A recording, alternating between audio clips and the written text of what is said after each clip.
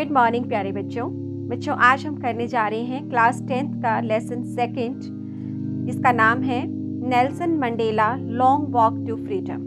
बच्चों, जो ये टाइटल है हमारे आज चैप्टर का, वो नेल्सन मंडेला के द्वारा लिखी गई उनकी ही एक बुक, एक ऑटोबायोग्राफी है। अब आप पूछेंगे ऑटोबायोग्राफी क्या होती है?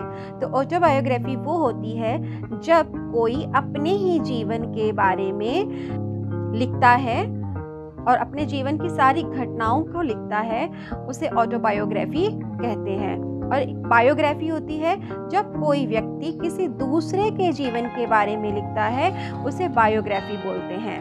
तो Nelson Mandela long walk to freedom is an autography written by Nelson Mandela. ठीक है, अब देखिए नेल्सन मंडेला है कौन? क्या आपने कभी उनका नाम सुना है? आई थिंक सभी ने सुना होगा। अगर नहीं सुना है तो चलो बात करते हैं एक ग्रेट पर्सनैलिटी की, एक महान व्यक्ति की, जिन्होंने जो कि साउथ अफ्रीका के फर्स्ट ब्लैक प्रेसिडेंट थे, जिन्होंने साउथ अफ्रीका में सदियों से चली आ रही अपार्थाइड यानी रंग भेद नीति के अगेंस्ट स्ट्रगल किया। अब रंग भेद नीति है क्या बच्चों? रंग भेद यानी कि रंग तो वैसे ईश्वर की देन है, किसी का गोरा किसी का काला, सब ईश्वर ने बनाया है।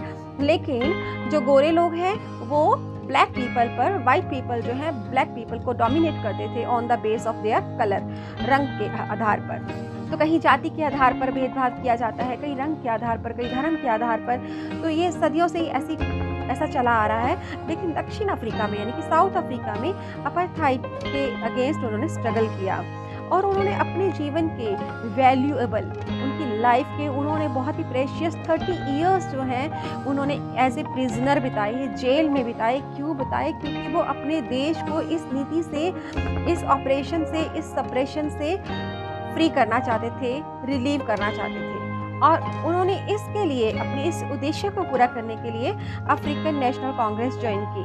और अल्टीमेटली बहुत ही हार्ड स्ट्रगल के बाद, बहुत ही टॉर्चर सहने के बाद साउथ अफ्रीका में डेमोक्रेटिक इलेक्शन हुए और उनकी पार्टी जीत गई, नेल्सन मंडेला।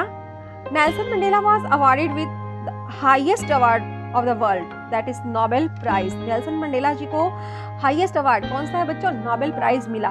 और इंडिया का भी हाईएस्ट जो अवार्ड है वो क्या है? भारत रत्न। उन्हें भारत रत्न से भी नवाजा गया।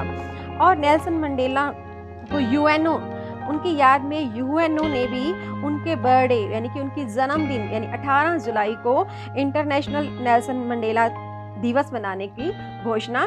तो नेल्सन मंडेला ने जो ये एक्सट्रैक्ट लिया है, जो ये चैप्टर लिया है, वो अपनी ऑटोबायोग्राफी से लिया है। और किस अवसर पर और यहाँ पे क्या बात कर रहे हैं वो, क्योंकि पूरी बुक तो नहीं है, एक छोटा सा पार्ट लिया है। चलिए देखते हैं। बिफोर यू रीड, हमें चैप्टर से पहले कुछ कहा गया है पढ़ने के लिए कि हम ये पढ़ें, तो पढ़ते हैं। Apartheid is a political system that separates people according to their race. एक ये राजनीतिक पॉलिटिकल सिस्टम होता है, रंग भेद नीति, जो कि लोगों को अलग करती है अकॉर्डिंग टू देयर रेस, उनकी प्रजाति के अनुसार। Can you say which of the 3 countries named below how such a political system until very recently? क्या आप नीचे दिए गए 3 देशों में से किसी एक ऐसे देश का नाम बता सकते हैं जहाँ पे अभी तक हाल ही में ऐसी कुछ राजनीतिक व्यवस्था थी? यस, देखें, United states of America, south Africa, Australia. Yes, हमने अभी बताया, बात करी, साउथ अफ्रीका में ऐसा था। Have you heard of Nelson Mandela? क्या आपने कभी नेल्सन मंडेला के बारे में सुना? Mandela and his African National Congress spent a life time fighting against apartheid. African National Congress और नेल्सन मंडेला, उन्होंने अपना पूरा जीवन इस अपार्थाइड यानी रंग भेद नीति के खिलाफ लड़ते हुए बिता दिया। Mandela had to spend 30 years in prison. Mandela ने अपने जीवन के 30 साल जेल में बिताए। Finally democratic elections were held in South Africa in 1994। और अंत में डेमोक्रेटिक यानी कि लोकतांत्रिक चुनाव जो है साउथ अफ्रीका में हेल्ड किए गए, रखे गए, कब? 1994 में। And Mandela became the first black president of a new nation. और मंडेला प्रथम अश्वेत राष्ट्रपति बने इस नए राष्ट्र। ठीक है बच्चों, ये मैंने अभी पहले भी बात किया, अभी लाइन टू लाइन आपको बताया भी। In this extract from his autobiography, Long Walk to Freedom, Mandela speaks about a historic occasion. इस एक्सट्रैक्ट में, जो कि उनकी autobiography long walk to freedom में से लिया गया है, मंडेला बात करते हैं हिस्टोरिक ओकेजन की, एक ऐतिहासिक अवसर की, द इनॉग्रेशन अवसर है उद्घाटन। Can you guess what the occasion might be? क्या आप गेस कर सकते हैं ये अवसर क्या था? चेक योर गेस, अपने अनुमान को चेक कीजिए with this news item from the BBC of 10 मई 1994। इस न्यूज़ आइटम से जो नीचे लिखा गया है, जो BBC से है, 10 मई 1994। कौन सी तारीख को लिखा गया है ये न्यूज़? 10 मई 1994। और बच्चों BBC क्या है? BBC है ब्रिटिश ब्रॉडकास्टिंग कॉरपोरेशन। ये बहुत सबसे बड़ा मीडिया है वर्ल्ड का, टीवी और रेडियो, पहले रेडियो और अब टीवी भी, और जिसकी न्यूज़ को बहुत ऑथेंटिक माना जाता है। देखिए ये BBC ने अपनी क्या न्यूज़ में क्या लिखा है। Mandela becomes south Africa's first black president. ये उसकी हेडलाइन है कि मंडेला साउथ अफ्रीका के प्रथम अश्वेत राष्ट्रपति। Nelson Mandela has become south Africa's first black president after more than 3 centuries of white rule. Nelson Mandela south Africa के प्रथम अश्वेत president बन चुके हैं 303 शताब्दियों के बाद में। 3 शताब्दियों का मतलब समझते हो? 300 ईयर्स के जो वाइट रूल था, यानी कि जो गोरे लोग थे वो उन पर शासन कर रहे थे। कब से? 3 centuries से, यानी कि 300 सालों से। Mister Mandela's African National Congress party won 252 of the 400 seats in the first democratic elections of South Africa's history। Mandela की जो पार्टी थी अफ्रीकन नेशनल कांग्रेस, वो जीत गई थी साउथ अफ्रीका के पहले लोकतांत्रिक चुनावों में 400 में से 252 सीटें हासिल कर, यानी कि उसे पूरा जो मेजॉरिटी ऑफ सीट्स मिली थी। The inauguration ceremony took place in the union building amphi theatre in Pretoria today. ये जो इनॉग्रेशन सेरेमनी है, यानी कि जो ये उद्घाटन समारोह है, वो टुक प्लेस यानी कहाँ पे हुआ था? यूनियन बिल्डिंग्स एम्फी थिएटर में हुआ था, आज के प्रिटोरिया में। प्रिटोरिया एक जगह का नाम है, और एम्फी थिएटर होता है बच्चों स्टेडियम टाइप होता है, बिना छत का, छत नहीं होती, और जिसमें राइजिंग चेयर्स होती हैं, जैसे पहले चेयर फिर उसके ऊपर, आपने वो स्टेडियम देखा है ना, जैसे क्रिकेट मैच वगैरह देखते हैं उसमें राइजिंग चेयर्स होती हैं, like that. Attended by politicians and dignitaries from more than 140 countries around the world. और इस समारोह में जो उपस्थित लोग थे वो 140 देश से भी ज़्यादा वहाँ के राजनीतिज्ञ और गणमान्य, डिग्निटरीज मतलब गणमान्य व्यक्ति थे। Never again will this beautiful land experience the operation of one by another, said Nelson Mandela in his address. Nelson Mandela ji ने अपने संबोधन में कहा कि ये बहुत सुंदर धरा अब कभी नहीं उस अनुभव को फील करेगी, उस अनुभव से गुजरेगी जिसमें एक व्यक्ति के द्वारा दूसरे व्यक्ति का दमन किया जाता है। यानी कि इस सुंदर धरा पर अब कभी भी किसी एक के द्वारा दूसरे का दमन नहीं किया जाएगा, किसी दूसरे पर अत्याचार नहीं किया जाएगा। Jubilant scenes on the streets of Pretoria followed the ceremony with blacks, whites and coloreds celebrating together. More than 1 lakh South African men, women and children of all races sang and danced with joy. जो pleasant scenes थे full of happiness Pretoria की गलियों में ceremony के बाद देखे गए। Blacks, whites and coloured, यानी कि सब काले गोरे सब सेलिब्रेट कर रहे थे साथ। 1 लाख से भी ज़्यादा साउथ अफ्रीका के मैन और वीमेन, आदमी और औरतें, बच्चे, सब तरह की जो जातियों के प्रजातियों के जो लोग हैं उन्होंने सबने मिलकर डांस किया, और वो लोग उन्होंने गाने गाए, डांस किया खुशी के साथ, जॉय के साथ में। 10th May dawned bright and clear. For the past few days, I had been pleasantly besieged by dignitaries and world leaders who were coming to pay their respects before the inauguration.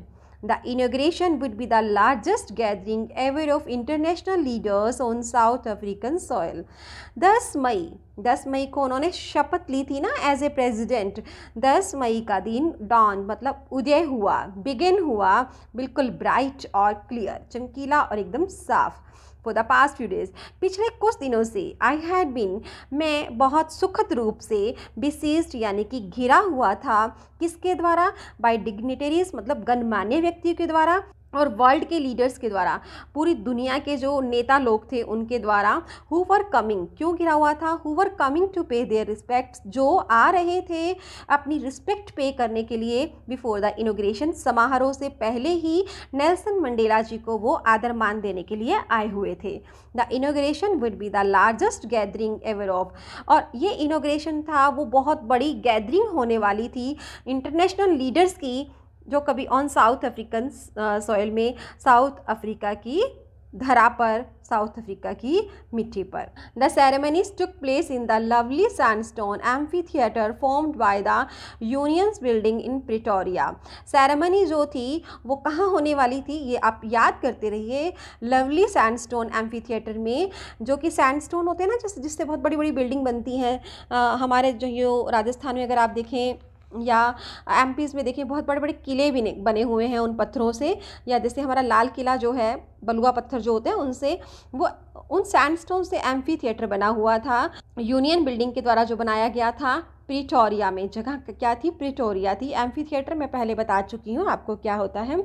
For decade this had been the seat of white supremacy, कई दशकों से ये जो seat थी, यहाँ पे जो भी प्रोग्राम होता था वो वाइट सुप्रीमेसी के द्वारा होता था, सफ़ेद लोगों का यहाँ पर शासन था।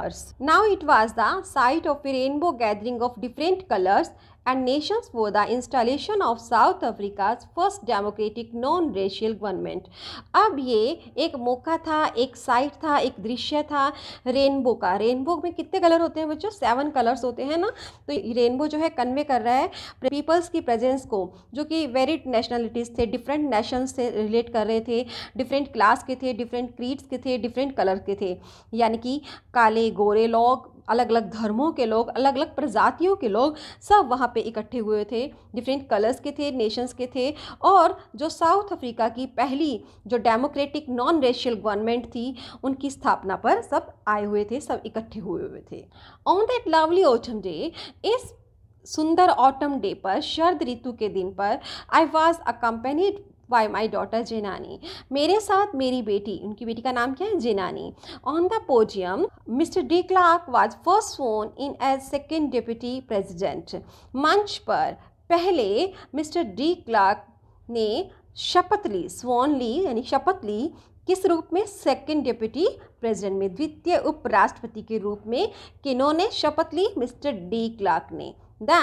Then Thabo Mbeki was sworn in as first deputy president। तब थाबो म्बेकी पोडियम पर आए, उन्होंने शपथ ली पहले डिप्टी प्रेसिडेंट के रूप में, पहले उपराष्ट्रपति के रूप में। ठीक है, पहले प्रथम उपराष्ट्रपति थे, एक द्वितीय उपराष्ट्रपति थे। ठीक है। When it was my turn, जब मेरी turn I, I pledged to obey and uphold the constitution।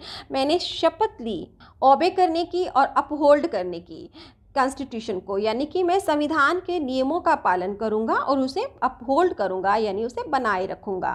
And to devote my self, और मैं अपने आप को समर्पित करूंगा, to the well being of the republic and its people, इस गणतंत्र और इसके लोगों की भलाई के लिए मैं अपने आप को समर्पित करता हूँ। To the assembled guest and the watching world I said, जो गेस्ट वहाँ पे असेंबल हुए थे, एकत्रित हुए थे, इकट्ठे हुए थे, और जो वर्ल्ड टीवी पर या न्यूज़ पर मुझे देख रहा था, मैंने कहा, today all of us do by our presence here confer glory and hope to a new born liberty. आज हम सब की उपस्थिति में हम कन्फर मतलब गिव, देना। ठीक है, यहाँ पे लिखा भी हुआ है गिव। यहाँ हम ग्लोरी एंड होप, हम नवजात जो स्वतंत्रता हमें मिली है उसे गौरव और उसे आशा प्रदान करते हैं। Out of the experience of an extraordinary human disaster that lasted too long must be born a society of which all humanity will be proud. जो असाधारण हमने मानवीय त्रासदी, जो कि बहुत लंबे समय तक रही, एक असाधारण मानवीय त्रासदी क्या थी, जो रंग भेद नीति थी, जो गोरे लोगों के द्वारा जो अश्वेत लोगों पर जो टॉर्चर किया जाता था, जो उन्हें सप्रेस किया जाता था, जो उन पर एट्रोसिटीज़ की जाती थी, जो लंबे समय तक रही, उसके अनुभव के कारण must be born a society, एक सोसाइटी का जन्म होना चाहिए, एक ऐसे समाज का जन्म होना चाहिए विच all humanity will be proud, जिस पर सारी मानवता को गर्व होगा। यानी कि वो कहना चाह रहे हैं कि जो अब सो हुआ, लेकिन अब ऐसा नहीं होगा, अब बिल्कुल सबके साथ समान व्यवहार होगा और जिस पर सारी मानवता को गर्व होगा। We who were outlast not so long ago have today been given the rare privilege to be host to the nations of the world on our own soil. We, हम लोग, we were who were outlast, outlast का meaning यहाँ दिया हुआ है। Because of its policy of apartheid many countries had earlier broken off diplomatic relation with South Africa. रंग भेद नीति के कारण बहुत सारे देशों ने साउथ अफ्रीका से अपने रिलेशन तोड़ लिए थे। तो वह कह रहा है कि अब अभी तक हम लोग क्या थे, आउटलास्ट थे। Have today been given the rare privilege, हमें आज दुर्लभ विशेषाधिकार मिला है। रेयर मतलब बहुत कम जो मिलता है, प्रिविलेज मतलब विशेषाधिकार। टू बी होस्ट, मेज़बानी करने का, मेहमान नवाजी करने का। To the nations of the world on our own soil, पूरे दुनिया के राष्ट्रों की मेज़बानी करने का हमें विशेषाधिकार मिला है, हमें हमारी ही मिट्टी पर, यानी कि साउथ अफ्रीका में। We thank all of our distinguished international guest for having come to take position with the people of our country of what is after all a common victory for justice, for peace, for human dignity. We thank, हम अपने अति विशिष्ट, distinguished मतलब अति विशिष्ट अंतर्राष्ट्रीय मेहमानों का स्वागत करते हैं यहाँ पर आने के लिए, हमारे देश में हमारे लोगों के साथ। आफ्टर ऑल, ये कॉमन विक्ट्री है, सबकी सामूहिक जीत है। सामूहिक जीत किसके लिए? न्याय के लिए, पीस के लिए, शांति के लिए और ह्यूमन डिग्निटी के लिए, मानवीय प्रतिष्ठा के लिए, मानव के सम्मान के लिए, मानवता के सम्मान के लिए। तो मैं सबका धन्यवाद करता हूँ क्योंकि ये हम सबकी जीत है। We have at last achieved our political emancipation. We pledge ourselves to liberate all our people from the continuing bondage of poverty, deprivation, suffering, gender and other discrimination. We have, हमने अचीव कर लिया है, प्राप्त कर लिया है हमारी राजनीतिक फ्रीडम। हम पर जो रिस्ट्रिक्शंस थे, इमेनिस्पेशन होता है फ्रीडम फ्रॉम रिस्ट्रिक्शन, यानी कि जो हम पर रिस्ट्रिक्शंस लगे हुए थे, जो बाधाएं थी हमारे ऊपर, जो हम पर रोक टोक थी, उससे हमें मुक्ति मिल गई है राजनीतिक रूप से। अभी प्लेज, अब हम प्रतिज्ञा करते हैं कि हम हमारे लोगों को लिबरेट कराएंगे। लिबरेट मतलब मुक्त कराएंगे, फ्री कराएंगे।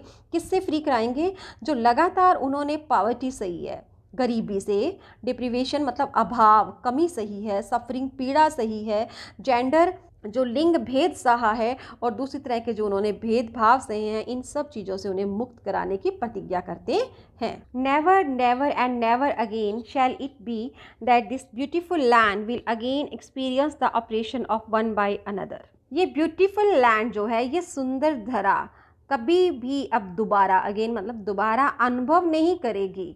कभी नहीं, कभी नहीं, कभी नहीं दोबारा, यानी कि never never and never again, कभी नहीं और दोबारा कभी नहीं। ये सुंदर धरा इस एक्सपीरियंस को अनुभव करेगी। कौन सा अनुभव? The operation of one by another, जहाँ पर एक व्यक्ति के द्वारा दूसरे का दमन होता हो। The sun shall never set on so glorious a human achievement. इतनी गौरव, सो ग्लोरियस मतलब इतनी गौरव मानवीय उपलब्धि का सूरज कभी अस्त नहीं होगा। Let freedom reign, God bless Africa.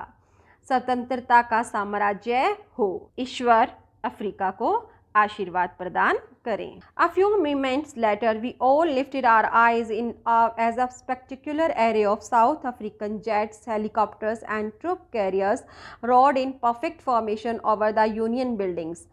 कुछ मिनट्स के बाद, कुछ क्षणों के बाद हम सब लोगों ने अपनी आंखें ऊपर की ओर उठाई, विस्मय से, ऑफ मतलब हैरानी से, as a spectacular array, spectacular array यानी कि an impressive displayed, colourful and attractive.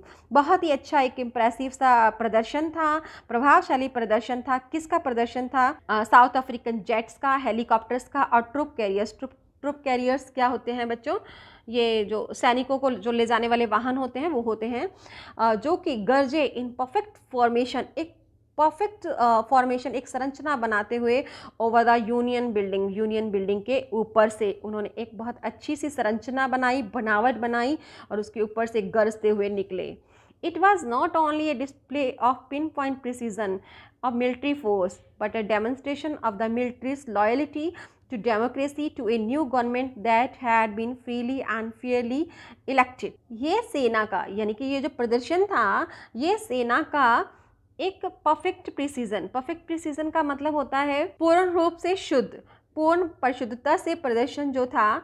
ये सेना का केवल पिन पॉइंट प्रिसीजन नहीं था, शुद्ध प्रदर्शन ही नहीं था, बट ए डेमोन्स्ट्रेशन, ये मिलिट्री फोर्स का डेमोन्स्ट्रेशन था, प्रदर्शन था of the military's loyalty to democracy, कि मिलिट्री जो है वो इस डेमोक्रेसी के प्रति, लोकतंत्र के प्रति अपनी निष्ठा शो कर रही थी, अपनी वफादारी शो कर रही थी टू ए न्यू गवर्नमेंट, किसके प्रति, गणतंत्र के लोकतंत्र के प्रति, एक नई सरकार के प्रति, that had been freely and fairly elected, जो कि फ्रीली यानी कि स्वतंत्र रूप से और बिल्कुल सही ढंग से, फेयरली उचित रीति से जो चुनी गई। Only moments before the highest generals of the South African defence force and police their chest bedecked with ribbons and medals from days gone by saluted me and pledged their loyalty. कुछ ही क्षणों पहले, only moments before यानी कुछ ही क्षणों पहले जो highest generals थे south African defence force के और पुलिस के, उनके जो चेस्ट थी, उनकी जो छाती थी वो भी डेक्ड थी, वो डेकोरेटेड थी रिबन्स से और मेडल से। मेडल वगैरह उनको मिले हुए थे जो उन्हें बीते दिनों में मिले हुए थे। उन्होंने मुझे सैल्यूट किया एंड प्लेस देयर लॉयल्टी, और उन्होंने अपनी निष्ठा की प्रतिज्ञा की और अपनी वफादारी की शपथ ली। यानी कि कुछ क्षण पहले ही जो डिफेंस फोर्स थी, पुलिस थी, वहाँ के जो उच्च पदाधिकारी थे ना, उनके जो उनको मेडल्स वगैरह जो मिले होते हैं, उनकी वो आपने देखा होगा ना पुलिस की यूनिफॉर्म पे वो लगे होते हैं मेडल्स, जो उन्हें बीते दिनों में मिले होंगे, तो उन्होंने मुझे सैल्यूट किया और मेरे प्रति और देश के प्रति वफादारी की शपथ ली। I was not unmindful of the fact that not so many years before they would not have saluted but arrested me. मैं अनमाइंडफुल नहीं था, इट मीन्स ये है कि कॉन्शियस ऑफ, मैं कॉन्शियस था, मैं अवेयर था इस फैक्ट के प्रति, इस सच्चाई के प्रति, that not so many years before, कि कुछ साल पहले इन लोगों ने मुझे सैल्यूट नहीं बट अरेस्ट किया था, मुझे गिरफ्तार किया था। Finally, a chevron of Impala jets left a smoke trail of the black, red, green, blue and gold of the new South African flag. अंत में जो इम्पाला जेट विमान थे उन्होंने धुआं छोड़ा शेवरन बनाते हुए। शेवरन क्या होता है बेटा, ये आप लोग देखते हैं ना, आप लोगों ने अपने देश में ही देखा होगा ना, कंट्री में 26 जनवरी 15 अगस्त को देखा होगा ना आप आकाश में, कि टीवी में भी देखा होगा कि जैसे ये एक जेट जा रहा है, फिर ये एक जेट जा रहा है, फिर इसके पीछे ऐसे ऐसे करके वी शेप बनाते हुए ऐसे ऐसे जेट जाते हैं, ठीक है। और वो धुआं छोड़ रहे थे, black, red, green, blue and gold of the new south African flag, और जो दक्षिण अफ्रीका का नया झंडा था उन सब रंगों की धुएं की रेखा को वी आकृति में, ये वी फॉर यानी कि विक्ट्री, उस आकृति में छोड़ा। The day was symbolised for me by the playing of our 2 national anthems. मेरे लिए यह एक दिन प्रतीक बन गया बाय द प्लेइंग ऑफ, क्योंकि उस दिन यहाँ पे 2 नेशनल एंथम्स बजे, 2 राष्ट्रीय राष्ट्रगान बजे। And the vision of white singing Nkosi Sikelel' iAfrika and black singing Die Stem, जो वो दृश्य था, सफ़ेद लोग जो थे, गोरे लोग थे, वो ये अफ्रीका का नेशनल एंथम गा रहे थे, एंड ब्लैक्स जो थे डाइस्टेम नेशनल एंथम गा रहे थे। The old anthem of the Republic, जो इस रिपब्लिक का पुराना राष्ट्रगान था। Although that day neither group knew the lyrics of the anthem they once despised, यद्यपि उस दिन दोनों ग्रुप यानी कि वाइट और वो एक दूसरे से जो घृणा करते थे, they would soon know the words by heart, वो जल्दी ही जान जाएंगे, सीख जाएंगे इन राष्ट्रगानों को अपने मन से, अपने दिल से, इनके शब्दों को हृदयगम कर लेंगे। On the day of inauguration, I was overwhelmed with a sense of history. Inauguration के दिन यानी उद्घाटन के दिन मैं अभिभूत था, ओवरवेल्म मतलब अभिभूत था इतिहास की समझ से।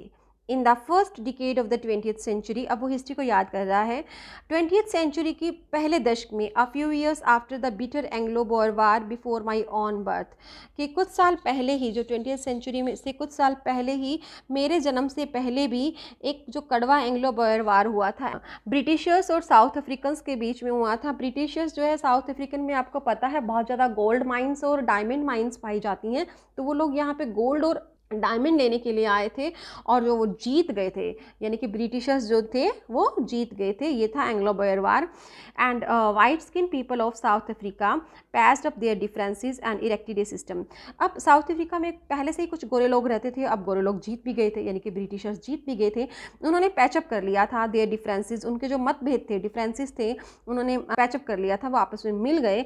And erected a system of, और उन्होंने एक ऐसा सिस्टम खड़ा किया of racial domination against the dark skin people of their on land. अपनी ही धरा पर एक ऐसा सिस्टम इरेक्ट किया, वो सिस्टम था रेशियल डोमिनेशन का, जातिवाद डोमिनेशन का, यानी कि against the dark skinned peoples, और अपने ही देश के काली चमड़ी के लोगों के खिलाफ एक जातीय प्रभुत्व उन्होंने खड़ा कर दिया। यानी कि साउथ अफ्रीका में गोरे लोग भी रहते थे, ब्लैक भी रहते थे। जब ब्रिटिशर्स आ गए तो ये गोरे लोग उन लोगों के साथ मिल गए और इन लोगों ने मिलकर ब्लैक लोगों के ऊपर डोमिनेट करना शुरू कर दिया। The structure they created form the basis of one of the harshest and most inhuman.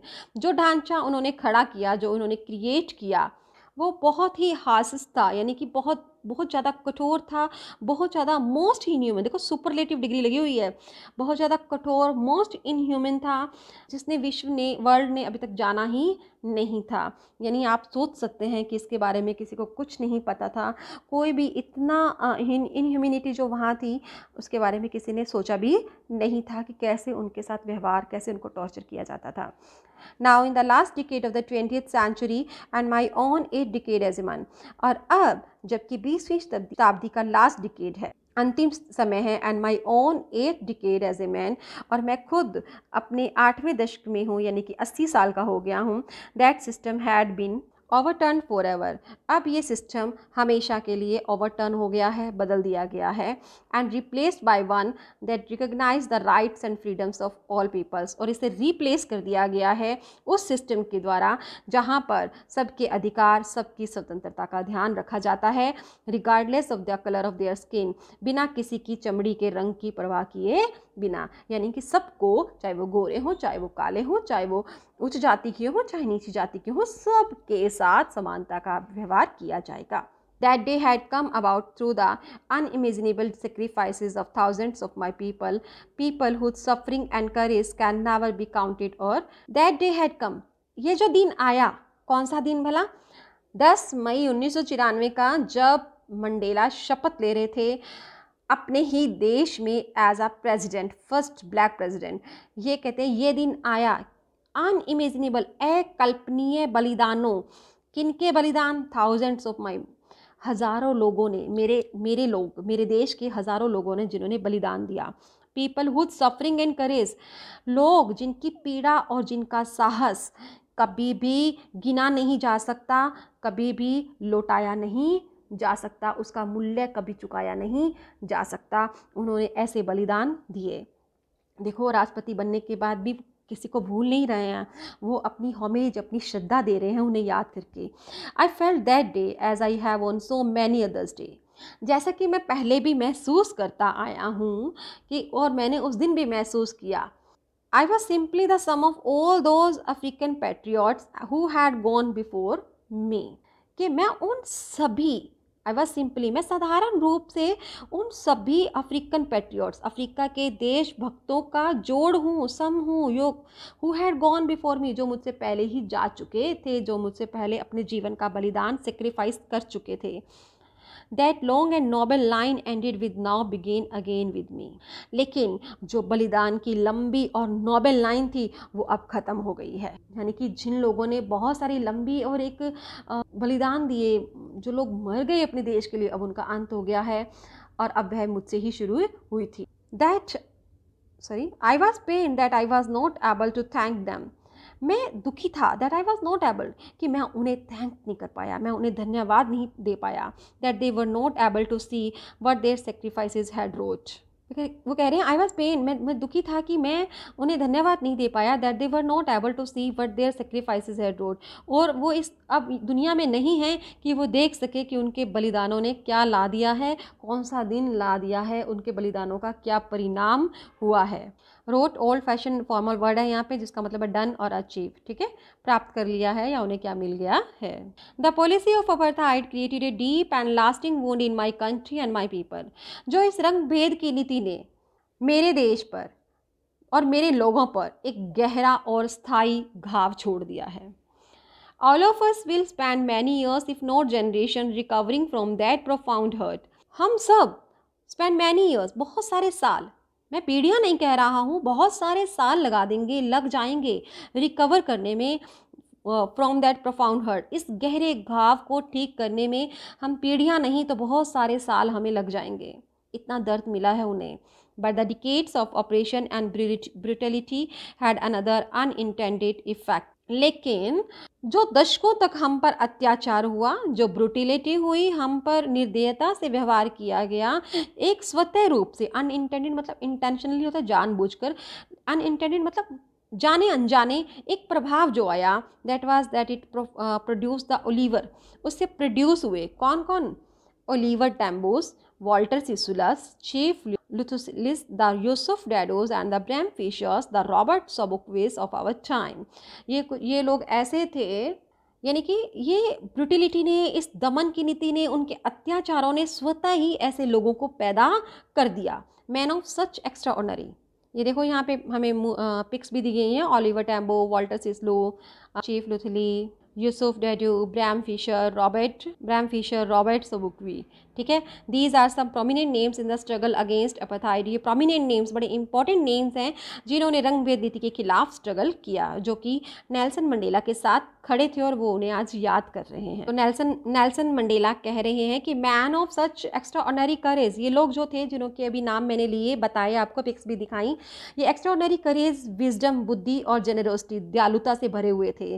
That they like may never be known again, शायद उनके जैसा कभी कोई हो ही नहीं सकता।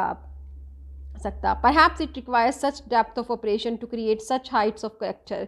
शायद इतने जो अत्याचार उन पर हुए, जो ऐसे इतने सारे ऑपरेशन, इतना सारा अत्याचार हुए, तो ऐसे व्यक्तित्व के निर्माण में ऐसे ही जो घोर यातना है वो शायद ज़रूरी होती है, वो आवश्यक होती है। इतनी यातनाओं, मतलब एक लिमिट जो है पार कर चुकी थी, उस यातना से ही ऐसे हाइट्स के जो करेक्टर पैदा हुए। My country is rich in the minerals. मेरा देश मिनरल्स में रिच है। आपको पता है दक्षिण अफ्रीका फुल ऑफ मिनरल्स है, फुल ऑफ जेम्स है, वहाँ पे डायमंड और गोल्ड भरपूर मात्रा में मिलता है। That lie beneath it's soil, जो कि इसकी मिट्टी के नीचे है। But I have always known that it's greatest wealth in its people. जीवन के बारे में लिखता है, उसे बायोग्राफी बोलते हैं। तो Nelson Mandela long walk to freedom is an autography written by Nelson Mandela, ठीक है। अब देखिए नेल्सन मंडेला है, सभी ने सुना होगा, अगर नहीं सुना है तो एक ग्रेट पर्सनैलिटी की एक। It is from these comrades in the struggle that I learn the meaning of courage. इन्हीं संघर्ष के साथियों से, कॉमरेड्स होता है fellow members of an organization, एक ही संगठन के जो मेंबर्स होते हैं जो साथ में रहते हैं। तो मैंने संघर्ष सीखा अपने साथियों से, that I learn the meaning of करेज। उनसे मैंने जाना करेज का मतलब, साहस क्या होता है। Time and again I have scene main and women risk and give their lives for an idea.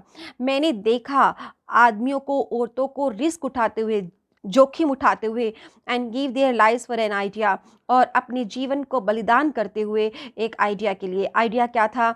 उनको फ्रीडम चाहिए थी इस डिस्क्रिमिनेशन से, इस अपार्थाइड पॉलिसी से। I have seen man stand up to attacks and torture without breaking.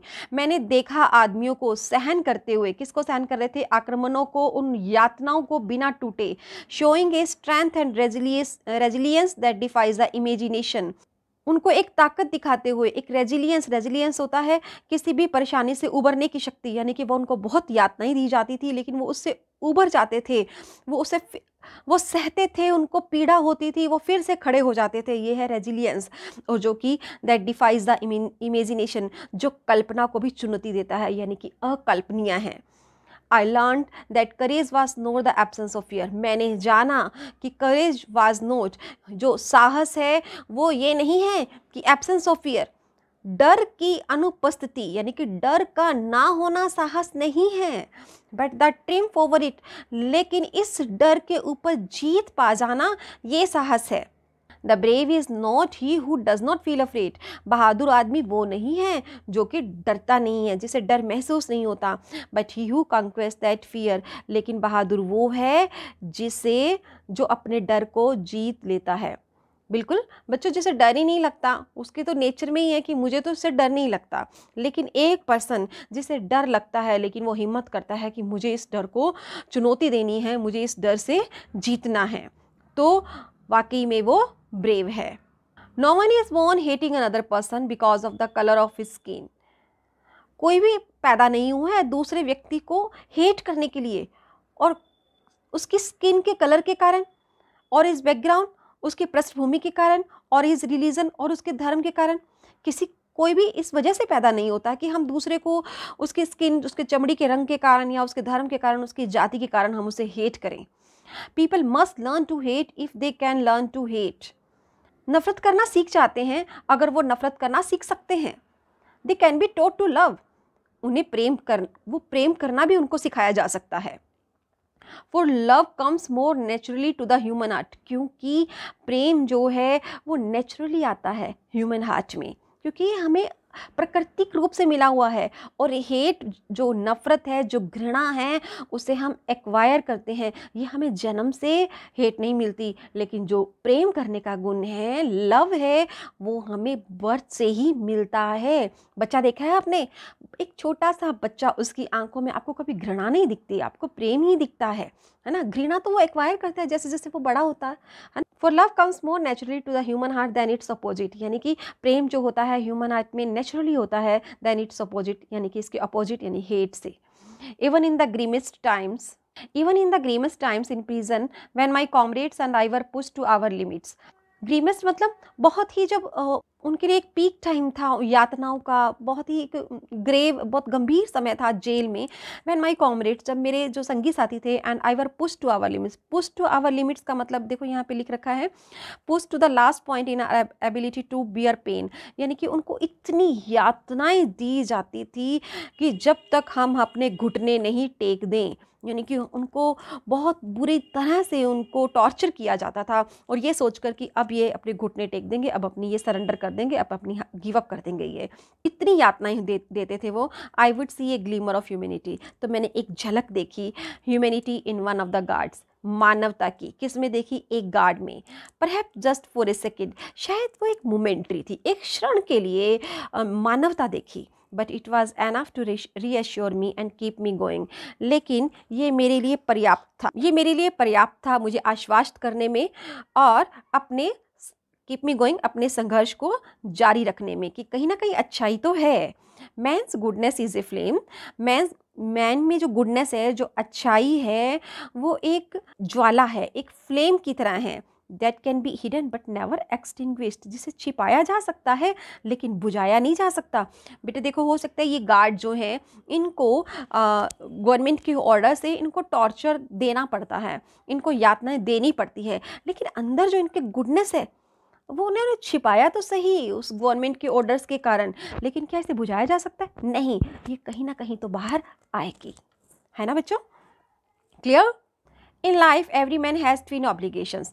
जीवन में हर किसी के पास दो ऑब्लिगेशंस होते हैं, दो तरह की ड्यूटीज़ होती हैं। ऑब्लिगेशन टू हिज फैमिली, अपनी परिवार के प्रति ड्यूटी, अपने पेरेंट्स के प्रति, अपनी वाइफ के प्रति, अपने बच्चों के प्रति। And he has an obligation to his people, और उसकी एक ड्यूटी थी उसके लोगों के प्रति, उसके समुदाय के प्रति, हिज कम्युनिटी, हिज कंट्री, अपने देश के प्रति। In a civil and human society, एक सभ्य व मानवीय समाज में, each man is able to fulfil those obligations according to his own inclinations and abilities. प्रत्येक व्यक्ति, ईच मैन मतलब प्रत्येक व्यक्ति योग्य होता है फुलफिल करने में अपनी इन ड्यूटीज़ को अकॉर्डिंग टू, अपनी इंक्लिनेशंस के, अपनी प्रवृत्ति के अनुसार, अपनी योग्यता, अपनी सामर्थ्यता के हिसाब से वो दोनों ड्यूटीज़ फुलफिल करने में योग्य होता है।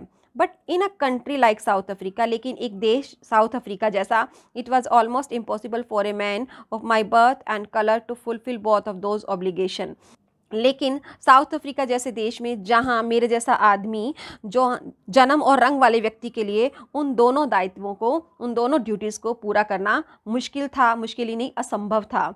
In South Africa, a man of color who attempted to live as a human being was punished and isolated.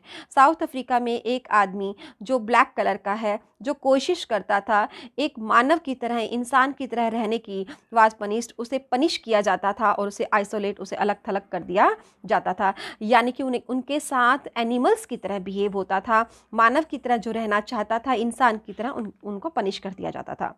In South Africa, a man who tried to fulfill his duty to his people was inevitably ripped from his family and his home.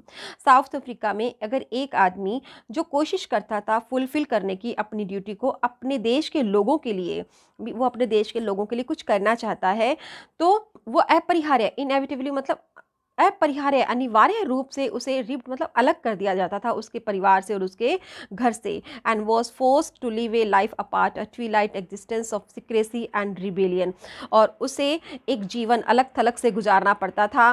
Twilight existence of secrecy मतलब गोपनीयता तथा विद्रोह, यानी secrecy तो आपको पता है रहस्य, सीक्रेट गोपनीयता, एंड रिबेलियन विद्रोह की अंधकार में। ट्विलाइट एग्जिस्टेंस मतलब धुंधला सा एग्जिस्टेंस, यानी कि अंधकार में स्थिति में उसे अलग थलग रहने के लिए बाध्य कर दिया जाता था। आप देख रहे हैं उन पर कैसा टॉर्चर होता था। I did not in the beginning choose to place my people above my family. Beginning में यानी कि स्टार्टिंग में मैंने अपने परिवार से ऊपर मेरे लोगों को नहीं चुना था, मेरे लोग मतलब देश के लोग। But in attempting to serve my people I found that I was prevented from fulfilling my obligation as a son, a brother, a father and a husband.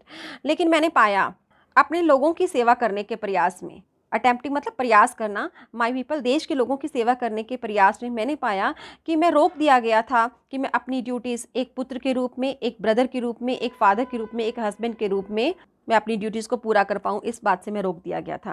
I was not born with a hunger to be free. मैं एक ऐसी भूख से पैदा नहीं हुआ था। कौन सी भूख? आज़ाद रहने की, स्वतंत्र रहने की। आई वॉज बॉर्न फ्री, मैं तो बिल्कुल फ्री पैदा हुआ था, फ्री इन एवरी वे, क्योंकि वो बच्चा था ना, उसे तो मालूम ही नहीं था कि स्लेवरी क्या है और फ्रीडम क्या है। Free in every way that I could know, मैं हर तरह से फ्री था जितना मैं जानता था, जान सकता था। Free to run in the fields near my mother's hut, मेरी माँ के झोंपड़ी के आसपास जो खेत थे मैं वहाँ दौड़ सकता था, एक बच्चे को यही चाहिए होता है।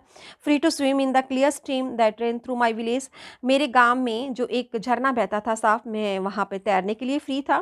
Free to roast mealies under the stars, मैं तारों के नीचे मक्का के भुट्टे भूनने के लिए, जो भुट्टे होते हैं ना आप लोग खाते हैं, उनको भूनने के लिए फ्री था। And ride the broad backs of slow moving bulls, और मैं जो स्लो मूविंग बुल्स थे, यानी कि जो क्या बोलते हो आप लोग उसे, बुल्स को, जो सांड होते हैं ना, बैल, हाँ बैल, उनकी बैक्स पर, उनकी चौड़ी बैक्स पर मैं राइड करने के लिए फ्री था, सवार होने के लिए फ्री था। As long as I obeyed my father and abided by the customs of my tribe I was not troubled by the laws of man or growth, जब तक मैं अपने पिता और अपनी मेरी जाति के जो कस्टम रीति रिवाजों का पालन कर रहा था, आई वॉज नॉट ट्रबल्ड, मुझे कोई तकलीफ नहीं हुई, ईश्वर और भगवान के बनाए हुए नियमों से मुझे कोई दिक्कत नहीं हुई। It was only when I began to learn that my boyhood freedom was an illusion. ये तो मैंने जाना तब जब मैंने अपने बॉयहुड में, जब मैं थोड़ा बड़ा हुआ, कि ये जो फ्रीडम थी was an illusion, एक भ्रम था, एक झूठ था। ये इल्यूजन क्या होता है? Something that's appears to be real but is not, ऐसा जो सच में लगे लेकिन होता नहीं है। But when I discovered as a young man that my freedom had already been taken from me, जब मुझे पता लगा, जब मैं थोड़ा युवा हुआ, बड़ा हुआ, कि मेरी फ्रीडम तो मुझसे पहले ही ली जा चुकी है, then I began to hunger for it, तब मुझे इसकी भूख शुरू हुई कि मुझे फ्रीडम चाहिए। At first as a student I wanted freedom only for myself, the transitory freedoms of being able to stay out at nights, read when I please and go where I choose. At first, पहले तो एक student, जो वो विद्यार्थी था, जो वो पढ़ रहा था, मुझे एक ऐसी फ्रीडम चाहिए थी जो सिर्फ मेरे लिए थी, वो द ट्रांजिटरी फ्रीडम्स, वो परमानेंट नहीं थी। ट्रांजिटरी का मतलब होता है फॉर मोमेंट्री, यानी कि वो परमानेंट नहीं था, स्थायी नहीं थी। जैसे कि वो रात को स्टे अबाउट एट नाइट्स, रात को बाहर पार्टी करना चाहता था। रीड, जो जी आए वही पढ़ना चाहता था। I please and go where I choose, जहाँ जी आए वहाँ जाना चाहता था। तो ऐसी उसे फ्रीडम चाहिए थी। Later, as a young man in Johannesburg, I yearned for the basic and honorable freedom of achieving my potential, of earning my keep, of marrying and having a family, the freedom not to be obstructed in a lawful life. वो कह रहा है कि आई यर्न्ड, मैं तरस गया था, I long for, मतलब मुझे चाहिए था, एक तीव्र इच्छा होती है ना, मेरी बेसिक और ऑनरेबल फ्रीडम, मेरी एक बेसिक और एक सम्माननीय स्वतंत्रता चाहिए थी मुझे प्राप्त करने की। क्या स्वतंत्रता थी? अचीव माई पोटेंशियल, कि मैं अपनी क्षमताओं को प्राप्त कर सकूं, और अर्निंग माई कीप, मैं अपने तरीके से अपने गुजारा करने के लिए अपना अर्न कर सकूं अपनी इच्छा से, और मैरिंग, शादी कर सकूं, हैविंग ए फैमिली, एक फैमिली रख सकूं, the freedom not to be obstructed in a lawful life, और एक कानूनी जीवन में इस फ्रीडम में कोई बाधा नहीं पड़नी चाहिए। मैं एक ऐसा, ये मेरी बेसिक एंड ऑनरेबल फ्रीडम थी, चाहिए, जो मुझे चाहिए थी, जिसके लिए मैं तरस रहा था। बट देन आई स्लोली सा that not only was I not free but my brothers and sisters were not free. लेकिन तब मैंने धीरे धीरे देखा कि नॉट ओनली वाज आई, केवल मैं ही नहीं फ्री था, but my brothers and sister were not free, मेरे भाई और बहन, जो मेरे सिबलिंग्स थे, जो मेरे रिलेटिव्स थे, कोई भी फ्री नहीं था, कोई भी स्वतंत्र नहीं था। आई सा that it was not just my freedom that was curtailed। मैंने देखा कि ये मेरी ही स्वतंत्रता नहीं थी जो रिड्यूस कर दी गई थी। curtailed मतलब कम कर देना, रिड्यूस जिसे कम कर दिया गया था।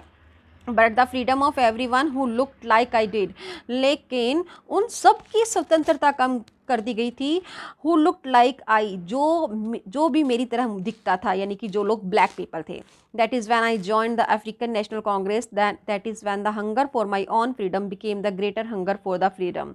That is when I joined the African National Congress, that is when the hunger for my own freedom became the greater hunger for the freedom of my people।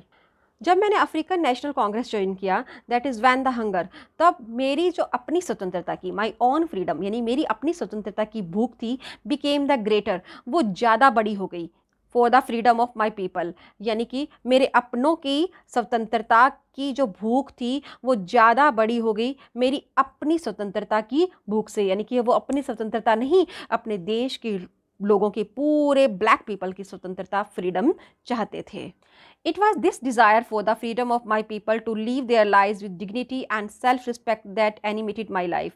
ये जो मेरी इच्छा थी for the freedom of my people, कि मेरे लोग, मेरे देश के लोगों की स्वतंत्रता, कि वो to live their lives, कि वो अपनी जीवन को जी पाएँ with dignity, अपने सम्मान के साथ, एंड सेल्फ रिस्पेक्ट, प्रतिष्ठा और आत्मसम्मान के साथ।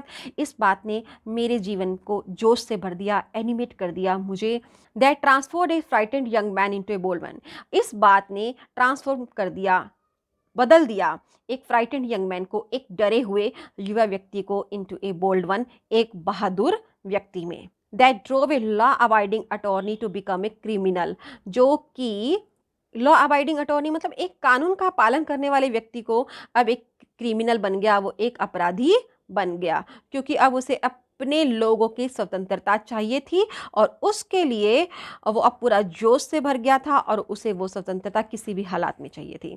That turned a family loving, और इस बात ने turn a family loving husband, change कर दिया एक फैमिली लविंग हस्बैंड को into a man without A home, कि अपने घर से, परिवार से प्रेम करने वाला जो पति था, वो अब एक ऐसा आदमी बन गया जो विदाउट ए होम था, बिना घर का था। That forced a life loving man to live like a monk, और इस बात ने एक व्यक्ति को, जो कि जीवन को प्रेम करने वाला था, जीवन से प्यार करने वाला था, उसे एक मॉन्क की तरह, एक सन्यासी की तरह जीवन जीने को बाध्य कर दिया। तो बच्चों, क्योंकि सरकार के खिलाफ काम करना, वाइट पीपल के खिलाफ काम करना, तो उसे एक सन्यासी की तरह रहना था, उसे घर बार छोड़ना पड़ा अपना, उसे एक सन्यासी की तरह अपनी इच्छाओं का त्याग कर देना पड़ा। तो ये बहुत ही एक हार्डशिप्स थी उसके लिए, एक हार्ड लाइफ थी, जो कि नेल्सन मंडेला ने अपने देश के लिए, अपने देश की फ्रीडम के लिए स्पेंड की। I am no more virtuous or self sacrifice than the next man, मैं कोई बहुत ज़्यादा गुणी और आत्म बलिदानी नहीं हूँ, मैं एक आम आदमी से, नेक्स्ट मैन मतलब एक आम आदमी से ज़्यादा मैं वर्चुअस, गुणी और आत्म बलिदानी नहीं हूँ। बट आई फाउंड, लेकिन मैंने पाया, that I could not even enjoy the poor and limited freedoms I was allowed when I knew my people were not free. लेकिन मैंने पाया कि मैं अपनी उस थोड़ी सी, जो मुझे थोड़ी सी भी जो लिमिटेड फ्रीडम्स मिली हुई थी, उसको भी मैं एन्जॉय नहीं कर सकता था। I was allowed when I knew my people were not free, जब मुझे पता चला कि मेरे लोग स्वतंत्र नहीं थे, तो मतलब हर आदमी को जो भी उसे थोड़ी बहुत जो स्वतंत्रता होगी ना खाने पीने वाली, उसको वो भी छोड़नी पड़ी। क्योंकि जब उसे पता चला कि मेरे लोग स्वतंत्र नहीं हैं, मेरा देश जो है, मेरे जो संगी साथी हैं वो सब चैन्स में हैं, they are shackled in the chains of slavery, तो उसने वो अपनी जो थोड़ी बहुत फ्रीडम्स थी वो भी छोड़ दी। फ्रीडम इज इंडिविजिबल, फ्रीडम जो है इंडिविजिबल है, यानी कि स्वतंत्रता को डिवाइड नहीं किया जा सकता, वो अखंडनीय है। The chains on any one of my people were the chains on all of them. मेरे किसी एक व्यक्ति पर चैन यानी जंजीर, इसका मतलब सब पर जंजीरें। The chains on all of my people, अगर सब मेरे सभी व्यक्तियों पर चेन, तो इसका मतलब were the chains on me, मुझ पर जंजीरें। समझ के वो क्या कह रहे हो? वो कह रहा है कि स्वतंत्रता जो है उसे बांटा नहीं जा सकता, क्योंकि वो अपने देश से प्यार करता था। वो कह रहा था कि मेरे देश के किसी अगर एक व्यक्ति पर जंजीर का तात्पर्य है उन सभी पर, यानी कि देखो आप, the chains on any one of my people, मेरे लोगों में से किसी अगर एक पर, एनी वन ऑफ यानी किसी एक पर जंजीर है, तो it means were the chains on all of them, it means सारे लोगों पर जंजीरें हैं। अगर the chains on all of my people, अगर मेरे सारे लोगों पर चेन्स हैं, तो were the chains on me, तो ये जंजीर मुझ पर भी है, इसे विभाजित नहीं किया जा सकता। I knew that the oppressor must be liberated just as surely as the oppressed. मैं जानता हूँ कि ऑप्रेसर मतलब दमन करता, जो दूसरे को दबाता है, अत्याचारी, तो वो भी उतना भी लिबरेट होना चाहिए। लिबरेट मतलब आज़ाद होना चाहिए जितना कि ऑप्रेस्ड जिस पर दबाव डाला जाता है, जिसको यातनाएं दी जाती हैं। A man who takes away another man's freedom is a prisoner of fetter. यहाँ बहुत अच्छी बात कह रहे हैं, बहुत इंपॉर्टेंट बात कह रहे हैं। एक आदमी जो दूसरे आदमी की स्वतंत्रता को छीन लेता है, is a prisoner of Fetter, वो भी तो कैदी होता है। कैदी किसका? घृणा का। देखो बच्चों, घृणा जो है वो भी अपने आप में एक जेल है, क्योंकि जब हम दूसरों को नुकसान पहुंचाने की बात सोचते हैं, तो सबसे पहले हम खुद को नुकसान पहुंचाते हैं, तो वो खुद घृणा के कैदी होते हैं। He is locked behind the bars of prejudice and narrow mindedness. वो प्रेजुडाइस होता है पूर्वाग्रह, बिना किसी कारण के हम लोग किसी से अगर हेट करते हैं, दैट इज़ कॉल्ड प्रेजुडाइस। किसी को नापसंद करते हैं, कोई कारण नहीं है। अब गोरे लोग ब्लैक पीपल को नापसंद करते थे, कारण क्या था? कोई भी कारण नहीं है, बस यूं ही उनको डोमिनेट करना था, अपनी सुपरमेसी दिखानी थी, अपनी श्रेष्ठता सिद्ध करनी थी, लेकिन कारण कोई भी नहीं था। तो इसका मतलब वो लोग सलाखों संकीर्ण मानसिकता की और पूर्वाग्रहों की, प्रेजुडाइसिस की और नैरो माइंडेडनेस मतलब संकीर्णता की, बार्स मतलब सलाखें। I am not truly free if I am taking away someone else's freedom. मैं सही मायनों में, सही अर्थों में आज़ाद नहीं हूँ अगर मैं किसी की फ्रीडम को छीन लेता हूँ, किसी दूसरे की फ्रीडम को छीन लेता हूँ। Just as surely as I am not free when my freedom is taken from me. उतना ही स्वतंत्र नहीं हूँ जब मेरी फ्रीडम जो है मुझसे ले ली जाती है। यानी कि अगर मान लीजिए हम अगर किसी को दबाते हैं, तो हम भी स्वतंत्र नहीं हैं, उतने ही स्वतंत्र नहीं हैं अगर हम किसी दूसरे की स्वतंत्रता को छीन लेते हैं। The oppressed and the oppressor alike are robbed of their humanity.